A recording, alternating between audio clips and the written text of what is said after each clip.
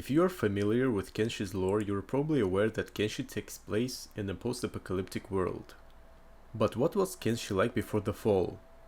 In the beginning, it was a home to technologically advanced human civilization, who have built robots and invented many technological marvels.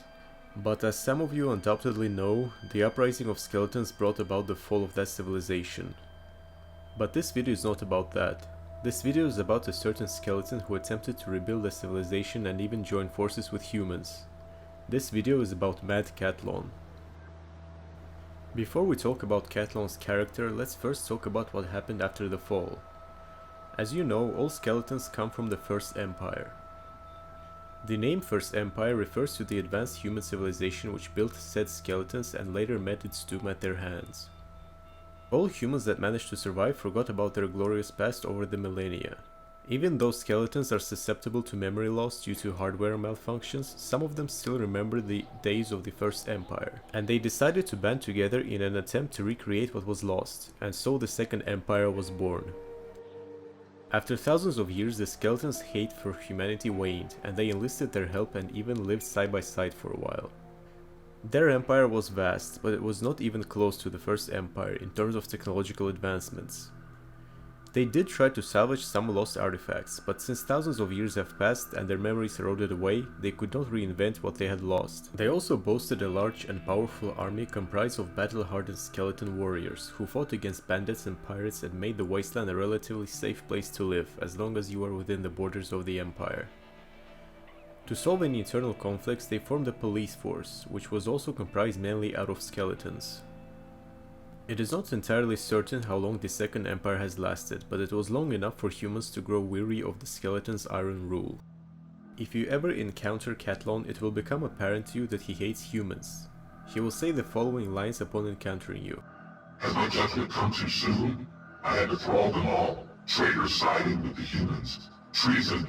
Now we are nothing. What was the point of it all? Have you tried looking after humans? They're monsters. As they grow in number, so does their capacity for evil, and they won't even notice that they do it. I was not the monster. He finishes his monologue by screeching loudly and lunging at you, and will make short work of your character if it wasn't strong enough. And if you manage to withstand his initial onslaught, you will quickly find out who he was referring to as his thralls. You will be surrounded by 120 of the so-called Storm Thralls. These skeletons do not have a head and presumably no AI, and they are basically walking weapons with no free will, unlike other skeletons. But what drove Cat-Lon to madness?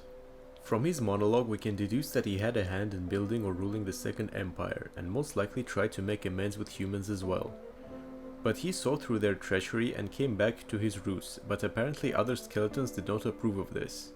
And this is when he started kidnapping and lobotomizing other skeletons to make him serve him and share his ideals. It is unknown what kind of government the Second Empire had, but from the word empire we can assume that he was an emperor or a monarch of some kind. But if it wasn't an empire, then he was probably an elected official or a military general due to his martial prowess. Before Cat-Lon descended into madness, he was a great visionary. The Second Empire compared to the current state of Kenshi was extremely advanced. Skeletons, humans and Shek worked tirelessly to recreate the First Empire. While for organics the First Empire was something of a myth, for skeletons it was their past and their reality. Even though skeletons are immortal, their memory is still corruptible due to old age, and they have to undergo memory wipes every few centuries so that they do not go mad. Since Cat-Lon was spearheading the reconstruction of the civilization, it is possible that he had detailed memories of what was lost. He didn't simply remember vague echoes of the past like the other skeletons. He remembered details about the technology and society. This could only mean one thing. Cat-Lon neglected the need for memory wipes. This could have contributed to his descent into madness, as his mind crumbled under thousands of years of experience. The human revolts, cults and general unrest could have been the straw that broke the camel's back. His memory got corrupted to the point that he does not differentiate the timelines anymore. It is likely that to him, the memories of humans destroying behemoths and waging war against skeletons and the memories of humans trying to build the Second Empire were happening within a span of few years. Therefore, when he finally went mad, he forgot that this was for the most part his idea, and thought that the skeletons simply forgave the humans for their crimes. But in his mind, the wounds were still fresh, so he decided to take matters into his own hands and continue the war which ended thousands of years ago. After the Second Empire collapsed under Cat-Lon's paranoia, overall unrest and famine, skeletons, humans and other citizens scattered all over the world. But Cat-Lon remained in the capital alone, surrounded only by his mindless thralls. He resides there even now, sitting on his rotting throne.